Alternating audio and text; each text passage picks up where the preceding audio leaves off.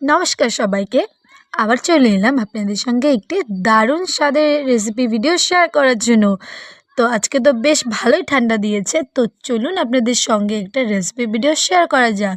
তো আজকে আপনাদের সঙ্গে শেয়ার করব ডিমের মামলেট করে ঝোল।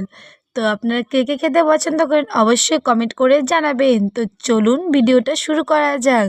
ও আর হ্যাঁ, অবশ্যই ভিডিওটা শেষ পর্যন্ত দেখবেন, আর ভালো লাগলে লাইক, কমেন্ট এবং সাবস্ক্রাইব করে পাশে থাকবেন, আর পেজটাকে ফলো করে দেবেন। তো চলুন শুরু করা যাক।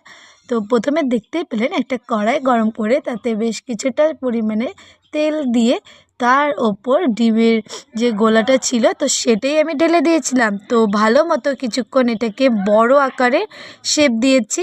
তো তারপর এখানে আমি 4 ভাগে ভাগ করে নিয়েছিলাম। তো এরপর এই ডিমটাকে তুলে রেখে দিলাম। তো তারপর ওই কড়াইয়ের মধ্যেই কিছুটা তেল দিয়ে তাতে কেটে রাখা আলুগুলো এর ওপর দিয়ে দিলাম। তো বেশ কিছুক্ষণ এটাকে নাড়াচাড়া করে নেব। তো তারপর এক এক করে নুন, হলুদ গুঁড়ো আর লঙ্কার গুঁড়ো দিয়েও একটু ভাজা ভাজা করে নেব যাতে কালারটা ভালো চলে আসে। তো এখন আমি এটাকে বেশ কিছুক্ষণ একটু ভাজা ভাজা করে নেব যাতে আলুটা সেদ্ধ হয়ে যায়।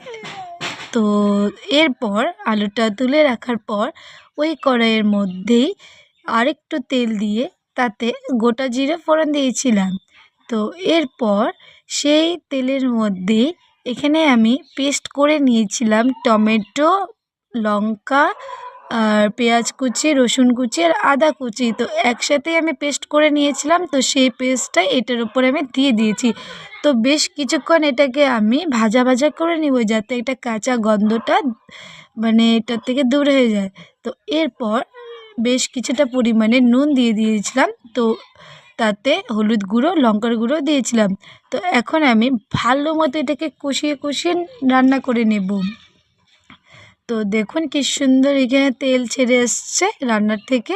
তো এরপর যে আমি ভেজে রেখেছিলাম আলুগুলো, তো সেগুলো এর উপর আমি দিয়ে আবার কিছুক্ষণ নাড়াচাড়া করে নেব। তো এটা ভালো মতো কষে গেলে তো এরপর আমি এখানে জল দিয়ে দিয়েছিলাম। তো এখানে আমি যেহেতু ঝোল রান্না করেছি তার জন্য অনেকটা এখানে আমি জল ব্যবহার করেছিলাম। আপনারা চাইলে কম জল দিয়ে এটা রান্না করতে পারেন, তো দারুণ টেস্টি হয়। তো এখন আমি এটাকে ভালো মতো ফুটতে দেব যতক্ষণ না আলুটা সেদ্ধ হয়ে যাচ্ছে। তো এখন আমি এর ওপর ডিম যে ভেজে রেখেছিলাম তো সেগুলোই এক এক করে দিয়ে দিব। তারপর বেশ কিছুক্ষণ ঢাকা দিয়ে রাখবো। তো লাস্টে আমি এখানে